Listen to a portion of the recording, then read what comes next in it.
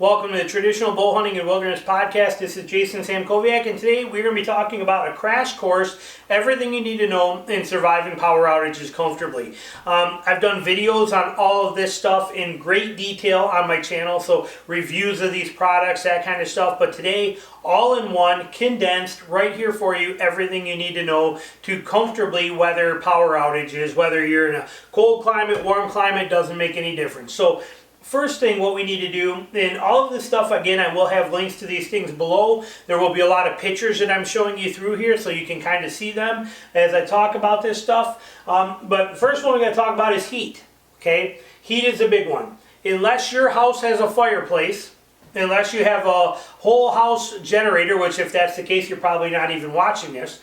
But unless you have some way to get dry heat in your house, which only comes from wood, your only option, or the best option, in my opinion, for survival and emergency situations is going to be a propane heater. Okay, Mr. Buddy, Big Buddy, I've done a couple of reviews on these.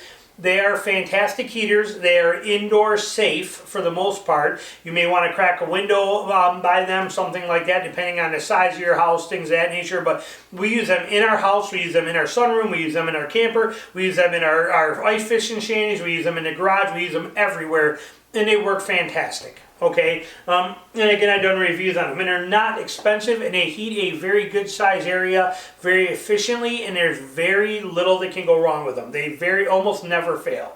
So a Mr. Buddy, Big Buddy heater and a propane setup is going to be, in my opinion, your best quick, simple option to provide heat for your family in cold conditions when the power goes out. You can also get the extension hose like I've shown in that video and run your 20-pound propane tanks like you use on your barbecue and have those outside, run the hose through windows. A lot of things you can do. Again, keeping it simple, get yourself 24 of those green 1-pound tanks. 24 of them will work. That'll get you through about 10 days of power outages. But have 24 of those green tanks. They can be stored indoors. Green tanks can be stored inside. They are small enough in 1-pound sizes that you can put them inside. The 20-pound propane tanks cannot be stored indoors. So you get yourself a Mr. Buddy heater, 24 of those green tanks. You now have your heating solution solved. Okay? Sweet, simple, and easy. Water. Water is another one. 4 cases of drinking water minimum. You can do whatever you want to. In my crawl space in my house underneath here, which you can only access by a little panel, and you gotta crawl in there, but inside of there, we always have at least 15 cases of water.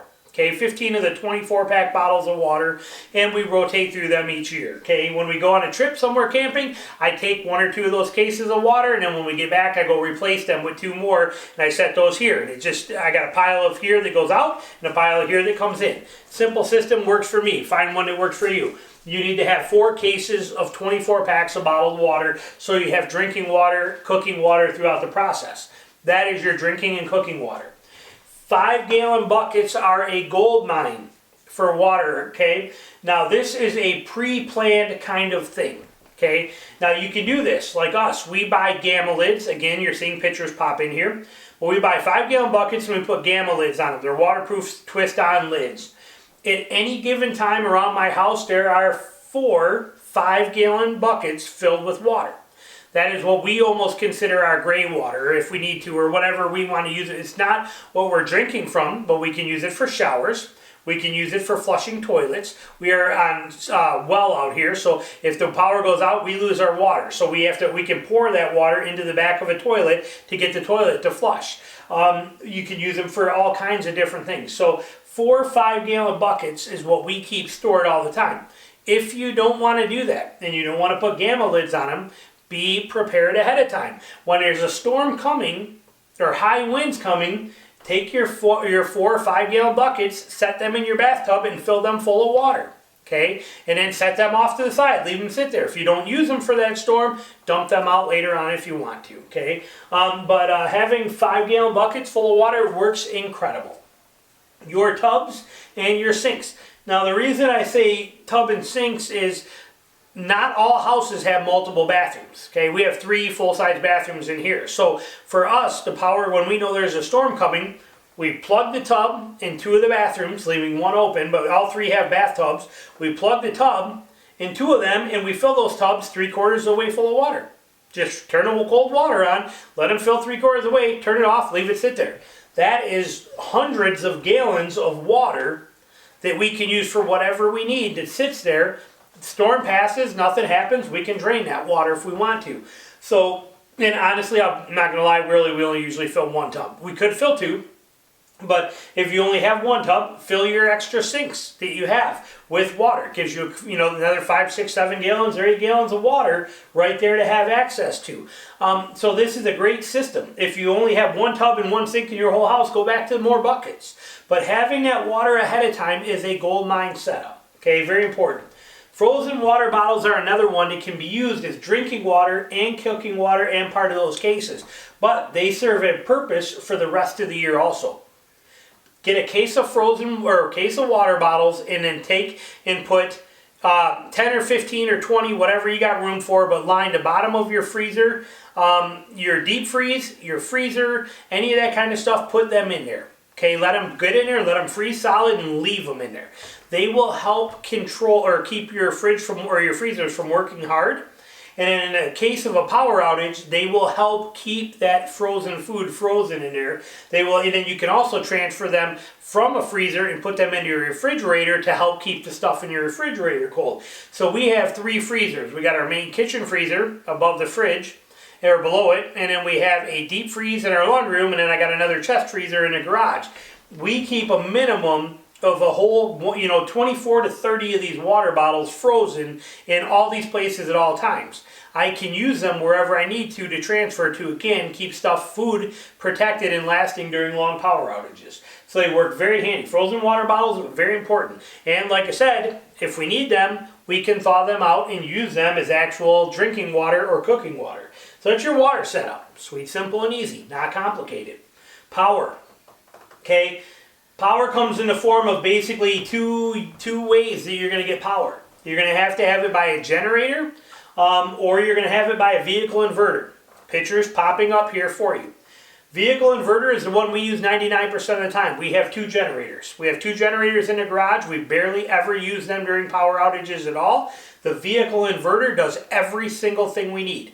I've done video reviews on these, but basically you take this box, you open the hood of your truck and you connect it to the power of your, to your battery. Red to the positive, black to the negative. You plug in your extension cords right into this thing, and you can run anything you need to in your house. It can start up your fridge and get your fridge cold again. Let that run for an hour, turn it off. Then you can also plug in your TVs, 1 lamp, your computer, whatever you want, and it is good, raw, clean power. And you go out there, you set a timer, little kitchen timer, a timer on your phone. You go out there every hour and you start your car for a half hour and let your vehicle run for a half hour to keep that battery charged up, and then you can turn the car off for an hour and then go back out, turn it back on for a half hour, that kind of a thing.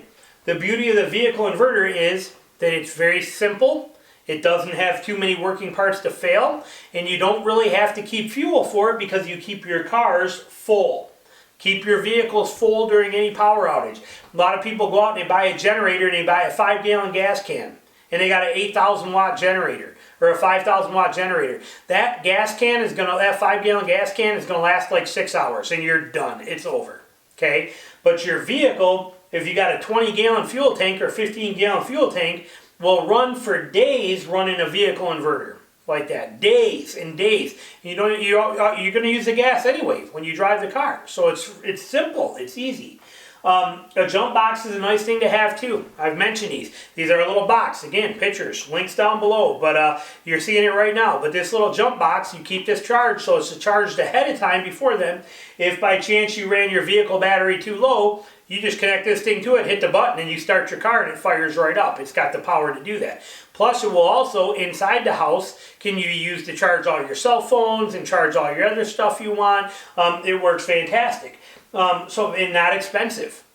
Solar lights. Solar lights are those landscape lights that you see around here. At Walmart, you can buy 10 of them for like $10. Okay? Buy those when it looks like a storm is going to be coming or there's bad forecast weather. Set them outside in the sun so that they can get charged. And then at night, you can bring them in and place them in all your different rooms and in the bathroom and just leave them sit there, and they give you about 6-8 hours of light through the night that they will actually run right there, so you don't have to worry about having lights and lanterns and stuff like that everywhere. You have these little lights. Wake up in the morning, put them outside, let them recharge. At night, put them around the house. $10 lights your entire house. It's a fantastic system. So sweet and easy. Not a lot of money in any of this, as you see. You know, you're probably $400 in everything on here, okay? We're not talking a lot of money to make this very comfortable, and that's all very nice stuff. Cooking. You want to cook food, you got to cook food. Your grill that you have outside, you can grill in the wintertime. People do it all the time. We cook steaks on a grill all year round. Even out there when there's 3 feet of snow on the ground, we still cook steaks. So your grill works fantastic. A propane, single burner propane, will let you make macaroni and cheeses and pastas and boil water and do all that stuff. Very cheap. Again, pictures you're probably seeing, there'll be links down below. They're not expensive. A Coleman camp stove, that's what we use. We set it right on top of our stove. We got a burner and a griddle, and I can cook steaks and cook all kinds of stuff, and everything right there runs on these 24 these green propane tanks. So does that propane burner. One fuel supplies all that kind of stuff. Okay, very simple, very easy. And so now we have heat. You have water taken care of. You have your power for showers. I didn't put this one on here. But let's just put that on here as a side note for you. Shower, okay? So we got a shower we got to take. And if you want to do this, what we do is a combination of this stuff. Solar shower, okay? A solar shower is a bag. That's all it is. You can use a 5-gallon bucket if you want to. But we use a solar shower bag. You buy them. I'll put a link to one down there. It's what I use on all my camping trips. We take that solar shower bag. We take our kettle, we put our kettle on our single burner propane, or put it on your grill or on your Coleman stove, and heat up some of your water from your tubs or sinks or your 5-gallon bucket in a kettle or in a pan. Pour it into the solar shower, and get it good and hot, and you add some cold water until you get it the right temperature in there. Hang that solar shower from your shower head in your bathroom, and then you can get right into your tub like you normally would. Turn that faucet on, rinse off, turn it, soap up everything, turn it back on, and rinse everything right off perfectly, and you've got a shower right there. Most people will be able to take a shower on 2 gallons of water. That way, that's get wet, soap up, rinsed off, clean, brush teeth, everything done with about 2 gallons. Okay, very simple, little solar shower. So now you have all the comforts of home. You are completely set up. Some tips for you. Refrigeration. Okay, people are always worried about their food. Those frozen water bottles that I told you about will make a big difference. Okay, you can also take any spare blankets, throw pillows that you have on your bed. If you're like my wife, she's got 79 pillows that I don't even know what purpose they serve around the house. Those pillows are fantastic to put on top of your refrigerators, on top of your freezers. They will actually insulate that and keep it down. Any spare blankets that you have or sleeping bags you're not using, set them on top of that sleeping bag. Drape them right over it or over that fridge or freezer. They will greatly insulate that and make your food last tremendous amounts of time in there. So that's a fantastic one, along with those frozen water bottles, plus the power. If you're running a generator inverter, once every 4 or 5 hours, just plug that into the, plug your refrigerator or your freezer into that inverter or generator. Let it run for a little bit and get that temp down in there. Get it nice and cooled off and back to freezing where you want. Unplug it. Come back and do it again a few hours later for a half hour to get it back up to temp. Very simple to do. Warmth. That heater will provide tremendous warmth, but if you want it, depending on your houses, today's ceilings are 35 feet tall in a lot of places, things like that, stuff to think about. You may be better off blocking off a room, okay? Narrowing yourselves down like into the living room and kind of putting up some blankets over doorways or that kind of stuff, or maybe even a couple of, string across an area and drape a couple of bed blankets or comforters over there to kind of insulate and isolate, so you can kind of block off some of the house and keep that warm area confined. Okay, that kind of thing. Or if you have a master bedroom with TV and everything you want in it, put a couple of cots and sleeping bags in there for the kids and move everybody into there, makes a big difference. Couple Mr. Buddy heaters go good. You could have one at each end and working very well. Again, they're great.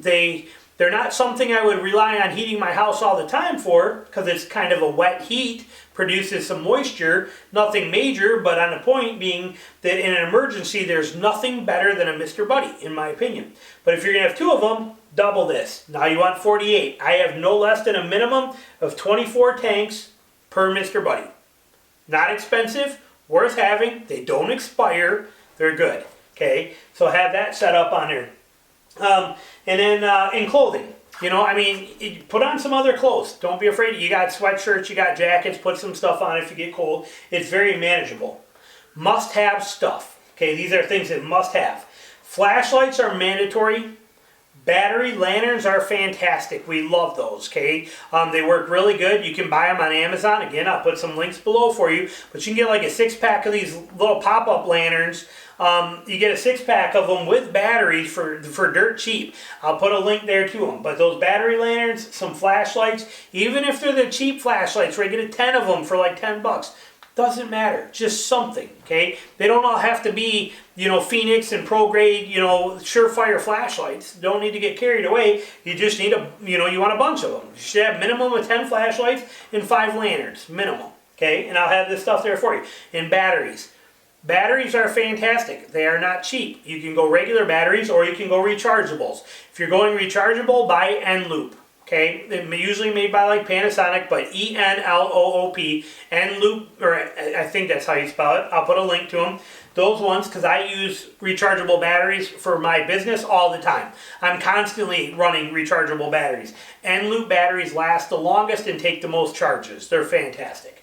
But you want to have a bunch of those too. I would, make sure you got at least, I would have 24 or 30 batteries rechargeable set up and ready to go. And if I don't have rechargeables, I'd have 60 AA batteries on hand. Again, you're going to use them anyway. When you use when you use 16 of those 30 batteries, go to the store and buy another pack of them.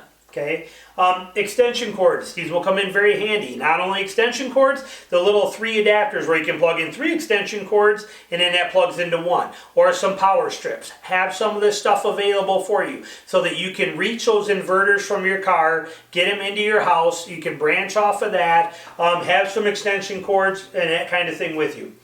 Fuel. We talked about fuel here for this stuff that works. If you're going to run a generator, you're going to need gas for that generator. If you're running an actual physical generator, I'm going to say you're going to want 5 or 6 minimum 5-gallon cans. Okay, that's what I would call minimum. And then you're going to have to set these up in an order number of 1, 2, 3, 4, 5, 6. Rotate them every 30 days. Take this one, pour it into your car, and then take it to the gas station, refill it, and put it at the back end of the line. Now you got 2, 3, 4, 5, 6, 1. Okay, then next month you take 2, pour it in your car, go fill it, put it there, and you're constantly rotating these from left to right so that your gas doesn't go bad.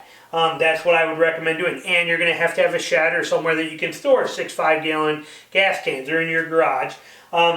The other way, without running that generator, like I said, we don't use it very much. We have 2. We use the vehicle inverters all the time. We keep both of our vehicles full of gas all the time. This gives us tremendous amounts of run time on that. And we don't have to store and rotate and mess with fuel a whole lot. It's already all right there. So that's why I say keep your vehicles full. Food. Have some food in the house. Okay? We live in a world where everybody gets box stuff delivered and things brought in every other day from Amazon or from Walmart deliveries or whatever the case is. Have some food in the house so that you're going to be able to survive 7 or 10 days of power outage without a problem. You're going to eat it anyway. Don't go buy survival stuff. Buy what you eat anyway, but buy a little extra and then rotate through it. Not complicated. I'm not talking about having to set up a safe room and a storage bunker and all this kind of stuff. Just have some extra food. It's not that complicated to do. And then a positive attitude. This stuff can be overwhelming when it happens, and it might get kind of frustrating, and you get a little upset that you lost some of your daily conveniences. Keep that positive attitude. Find some stuff to do. A good idea if you have families is to buy ahead of time so you have. Get some puzzles, get some board games, get some fun things that you guys can do together as a family. And don't open them ahead of time, don't start them, don't get on them. When the power does go out, it gives you something to pull out of the closet and do together as a family and enjoy this kind of stuff. TV playing in the background, a light on, comfortable clothes, nice warm place, food cooking. It's not bad at all. So there it is. That's the nutshell breakdown, simple version, how to survive and get through power outages comfortably. Thanks for watching. Links are down below for all of this kind of stuff. And any questions, put them in the comments.